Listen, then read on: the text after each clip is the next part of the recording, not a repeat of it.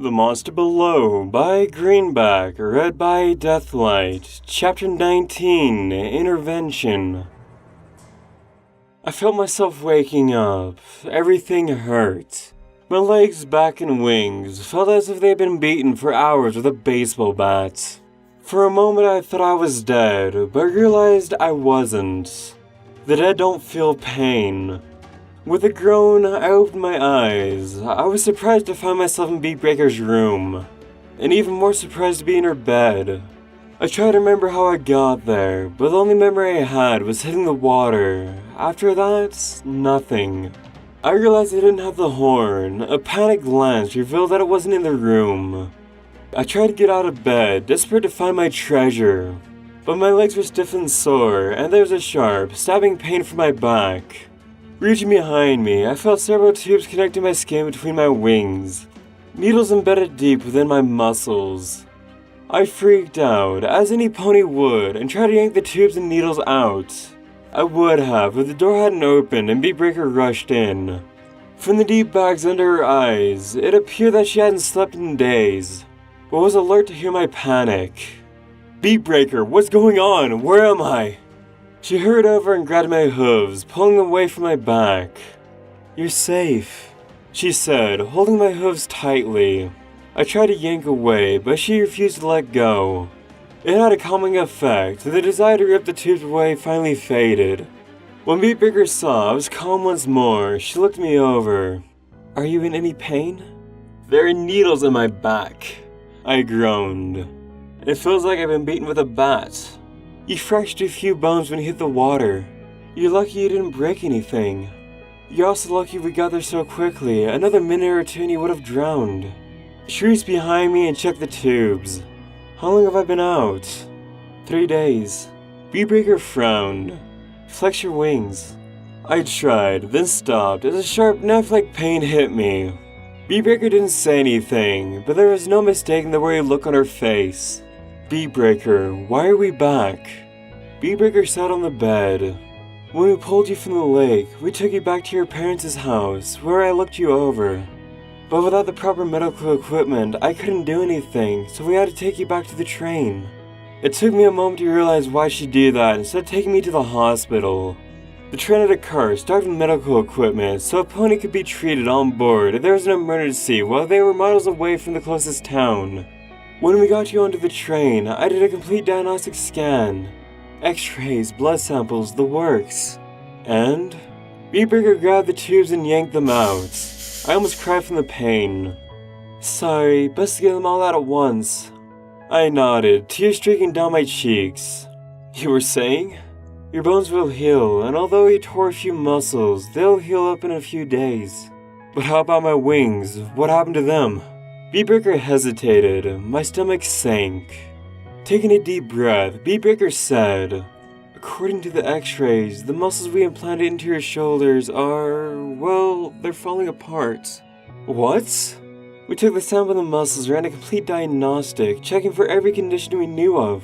I couldn't figure out why, but they were dying, almost as if your body was rejecting them." "But that's impossible! I've had them for months now!" "Yes, and if there was a flaw, we should have found it sooner. But maybe the breakdown is very slow and only just hit the critical level. Like how a disease can fester for months, maybe even years, without being detected." I should have panicked, but I felt oddly calm. Now that I knew what was happening, we could focus on finding a cure. So, what can we do now? Silver speak, I don't know how to phrase this gently, so I'm just going to be blunt. Your wing muscles are already too broken down to heal themselves, and I don't think surgery will do anything either. And we can't leave them alone because when they die, necrosis will set in and release toxins into your bloodstream. In essence, your wings will poison you." Beatbreaker shook her head. "There's only one thing we can do. We have to remove your wings." The shock of hearing that was so great that my mind went numb. No, we'll find a way to fix this. You always do." "You think I haven't tried, Silver Speak? While you were out, I put every antibiotic, every steroid and growth hormone I know into the muscle sample, but nothing works. At best, I can slow down the progress, but the outcome is going to be the same no matter what we do. Then I get a new set of wings. You can remove these and put a new set in." Baker shook her head. The muscles are genetically identical to the ones you have now. And even with all the chemicals we put in, your body will still reject them. It's like getting a limb transplant. Your body sees the new limb as a foreign body and attacks it. You can slow the progress with drugs, but it's gonna reject the limb no matter what. It was a struggle not to panic. Everything was happening too quickly. But why? Why now? I wish I knew Silver Speak. I really do. But we have to act before it gets worse. I can schedule the operation for late this afternoon. I shook my head. No. Silver Speak, I heard what you said, but not gonna give up so easily. I didn't say anything about giving up. We need to do this to save your life. You said you can slow the process down with drugs. I'll take them, along with anything else you give me. We buy some time to come up with a plan. Silver Speak, you don't understand. No, you don't understand. These wings are everything to me. You're talking about destroying my dream. To save your life, if you keep those wings, you'll die. I'm willing to take that chance. But I'm not gonna let you throw your life away on this. It's my choice, not yours, and doesn't the medical code state that all patients have the right to make their own choices? Baker hesitated. Well? She nodded. Yes, it does, but... Then I'll keep my wings, and that's that. It hurt to get out of bed, but I managed to wobble to the bathroom, needing to see the wings for myself and to get away from Baker. I understood what she was saying, and I know she meant well, but she didn't understand how valuable the wings were to me. To lose them would be more than I could bear. Reaching the bathroom, I turned on the light and looked into the mirror. My wings were the same as they always had been. They weren't discolored or showing any signs of breakdown. I tried to stretch them, but only got a few inches before pain shot through me, forcing me to stop. Only then did I notice black splotches around my shoulders. Leaving the bathroom, I found Baker looking out the window to the city below. She looked like a pony lost at sea, adrift, without a course or knowing where she was even going. I went to her. Baker, I know you meant well, but this is too important to me. But we'll get through this. We'll always find a way to make things better. Can you do me at least one favor? Baker asked, her eyes fixed to the buildings and streets below. Can you at least think things over? It was a fair proposition. Perhaps clearing my head and thinking things over might reveal an unexpected solution. I will. Baker sighed. Thanks. Wanting to get started on clearing my head and to find my treasure, I headed to the door. I almost left when I realized something. Baker, do my parents know what's wrong with my wings? She nodded. You can probably guess what they want you to do. How about Coin Counter? Does he know? Another nod. So does the company. I grimaced. So much for keeping things a secret. But there was one thing I wanted to know, perhaps more than anything else. What about the horn? Where is it? The mention of my treasure made Baker uncomfortable. It's in a safe place. You were still clutching it when we drug you from the lake. Your father wanted to destroy it right then and there, but I managed to convince him not to. Pointing out that we might be able to use it somehow. Where is it? It's safe. That's all you need to know. I almost pressed the issue, but decided against it. I didn't want to make an already volatile situation worse by making Baker angry, or more upset than she already was, so without another word, I left. Going to the Metacom's gym, I walked around the track, letting my thoughts wander where they would. A few ponies walked in, they recognized me, but kept their distance, perhaps sensing I wasn't in the mood to talk. Or perhaps they noticed the black splotches and didn't want to risk getting any infection by the disease I might have. I walked for another hour when another pony came in. Spotting me, he walked over, matching my pace. Figures I'd find you here, Coin Counter said. You always did seem to like going around this track. I nodded. Feeling any better? I shook my head. Baker told you what happened? Coin Counter nodded. You think I should have my wings removed? Coin Counter took a moment to think. The health and safety of our employees come before everything else, and we don't want you to die. If there's no way of saving them without harming you, then yes, they should be removed. His honesty was refreshing, if sobering. Does the public know anything? We got a lot of press attention when the tour was cancelled. and it was hard to get an unconscious celebrity off the train and back to Medicom headquarters without being seen.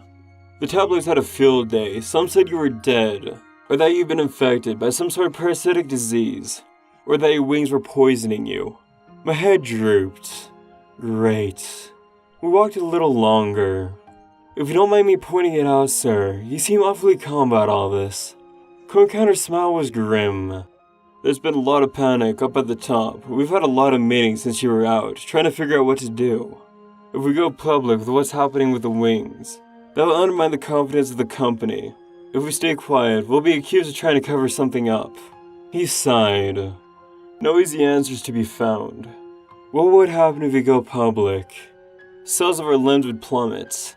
Customer confidence would do the same. If our customers see what happened to you, they'd fear that the same thing would happen to them eventually. Public panics, stock prices plunge, profit dips to nothing, and Medicom might go out of business. His smile grew even darker. Best case scenario, sales eventually bounce back after a long PR campaign, and extensive tests to figure out what went wrong, and how to keep it from happening. And has this happened to anyone else? Coencounter shook his head. Daily checkup on Pegasus showed no problems. It seems you're the only one affected. I don't think it's possible to feel any worse, but was proven wrong. In the meantime, we can still focus on our other products. Coencounter said, trying to distract me. We have those automated surgical units that are about to go out. And we can even do research on the horn that Beatbreaker brought in. My ears went up. I'm not sure what we can do with it since we can't do horns. But we might get something out of. Where is it? The horn, that is. Locked away in our labs. Don't want to risk anything damaging it or contaminating it. Before I could press for specifics, Coencounter's watch beeped. Well, looks like the board of directors called another meeting. I'll talk to you later. Wanted to offer more encouragement, but not knowing what he needed. Coencounter had settled on giving a supporting, if uncertain glance my way as he hurried out, leaving me to my thoughts. As the afternoon went on, I grappled with my thoughts, a multitude of which tried to dominate my attention. The wings, the horn, the company, all jumbled together in a mass of uncertainty, fear, and confusion. I spent hours walking around the track, trying to decide what to do. Keep my wings or get rid of them, go after the horn or leave it. For the latter, I decided to leave it for the time being. The wings were more pressing concern, and I weighed the pros and cons of keeping them or letting Beatbreaker remove them, as well as the long-term consequences. It wasn't easy, but eventually I made my decision. I would keep my wings. There were risks, that I wouldn't deny. My wings were part of a dream, and I wouldn't give it up. I could take any and all drugs that keep the decay in check, which would give me time to find a cure. Medicom would spare no expense in putting the finest doctors and chemists to work on finding a cure. But it wasn't just my selfish desires that prompted my choice. If Beatbreaker's wings or her limbs were found to be defective at the basic, most fundamental level, then her reputation would take a huge hit or be destroyed. All those years of struggling, working, and research would be nothing. I wouldn't let that happen. As the sun began to set, I returned to Beatbreaker's apartment. She was waiting for me, lost in her own thoughts, and more nervous than I thought she'd be. "Have you thought about what I said?" she asked. I nodded. And? I knew she wouldn't like my answer, but I still gave it. I'm going to keep my wings. Beatbreaker's face sagged, and for a moment I thought she was actually going to cry. But she pulled herself together. As a doctor, I respect your wishes, even after informing me what will happen. I went to Beatbreaker, putting a hoof beneath her chin. Beatbreaker, I know you're worried, but it's my choice. I'm not giving up on this, not yet, and look at it this way. If we find a cure, we can use it on other ponies who might have this problem in the future. I wasn't sure how Beatbreaker was going to react. She didn't raise a fuss, throw a temper tantrum, or do anything else out of character. Instead, she remained quiet. Looking out the window, I watched the sun as it disappeared below the horizon. Normally, I would be up for dinner, but I wasn't hungry. I was tired and wanted to rest, giving my body a chance to fight off the infection raging beneath my skin. Maybe the best thing we can do is have a good night's sleep and have clear heads in the morning. Beatbreaker gave an emotionless nod. Going to the kitchen, I gulped down a few pain pills and went to the sofa. But Beatbreaker told me to take the bed again. Grateful for her generosity, I went to her room and slept beneath the sheets, glad that the matter was settled. Things have been set in motion, and hopefully, morning will reveal a solution to the wings. Turning out the lights, I closed my eyes. Sleep was deep and restful. I would have dozed past the rising sun if something hadn't woken me up in the middle of the night. I don't know what caused me to stir. Perhaps a sixth sense, warning me that something was nearby. Blinking, I looked around, the darkness momentarily disorienting me. I thought I was back beneath the mountains, trapped in the dark with something foul and vile. But when I saw the lights of Manhattan beyond the window and it reminded me I was safe, nothing could harm me in the Metacomp Tower. Still, the numerous shadows gave an intruder plenty of space to hide. I studied the room, looking for movement and listening for breathing or clothing brushing against furniture. I detected nothing and decided I heard Beatbreaker going to the bathroom. Laying my head back on the pillow, I closed my eyes. That's when I heard hoofsteps. They were coming into the room. They were whispers. I couldn't make out what was being said. Except it was two ponies who sounded cautious, probably trying not to wake me. They got closer. After another few seconds, they'd reach me. I never gave them the chance, leaping from the bed, my every muscle exploding in sudden movement. And for a second, I caught my strikers off guard. But they recovered quickly, for I heard a voice say, "Now!" The blast of magical energy hit me, and it was like I'd been covered with invisible cement. For my body went perfectly still. I couldn't move. Nor could I open my mouth or move my vocal cords, rendering me silent. Flopping on top of the bed, my eyes darted around, seeing ponies emerge from the shadows. Mangus grinned as it held me effortlessly in place. Beside him, Beatbreaker watched, barely able to match my gaze. "Like a fish to a string," Mangus said. "I'm sorry, Silverspeak." Beatbreaker said, unlike Mangus, she wasn't enjoying the situation. The doctor must respect the wishes of his or her patients, unless their lives are in imminent, life-threatening danger. I stared at her, unable to make a sound. Anxious to get going, Beatbreaker left the room. Mangus followed, floating me between the two of them. I could only watch her as we went to the elevator, then to the surgical wing. Once there, we went into the prep room, where Beatbreaker quickly changed into surgical scrubs. Her assistants were ready and waiting for us, avoiding my gaze. Mangus lowered me face down onto the gurney, and the assistants were quick to slip leather straps onto me. Tighten them down so I had no chance of slipping away once the magic wore off.